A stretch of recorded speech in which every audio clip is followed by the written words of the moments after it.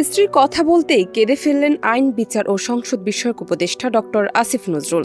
১৪ December সন্ধ্যায় রাজধানীর জাতীয় জাদুঘর মিলনায়তনে নিজের লেখা উপন্যাস আমি আবু বকর নিয়ে অনুষ্ঠিত আলোচনা সভায় বক্তব্য রাখেন।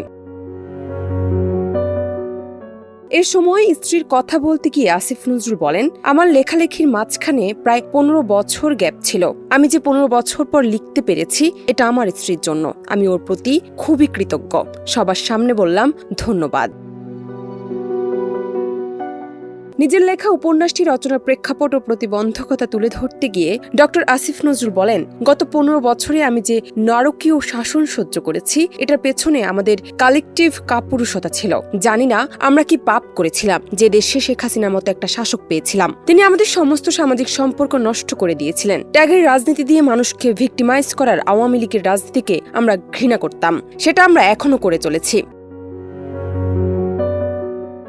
আসিফ নজরুল বলেন, বিগত সরকারের আমলে অলিখিত নিয়ম হয়েছিল বাংলাদেশের ৩টা বিষয়ে কথা বলা যাবে না। আর একটা হলো শেখ হাসিনা সম্পর্কে, দ্বিতীয়টা হলো ভারত সম্পর্কে। আসিফ নজরুল বলেন, সর্বশেষ ঘটনা রোজার মধ্যে কোরআন শরীফ পড়ানোর অপরাধে কতগুলো ছাত্রকে টেনে নিয়ে পিটালো ছাত্রলীগ। আমি একমাত্র শিক্ষক, তাদের পাশে দাঁড়িয়েছিলাম। জান্নাত নিপু, দেশ রূপান্তর।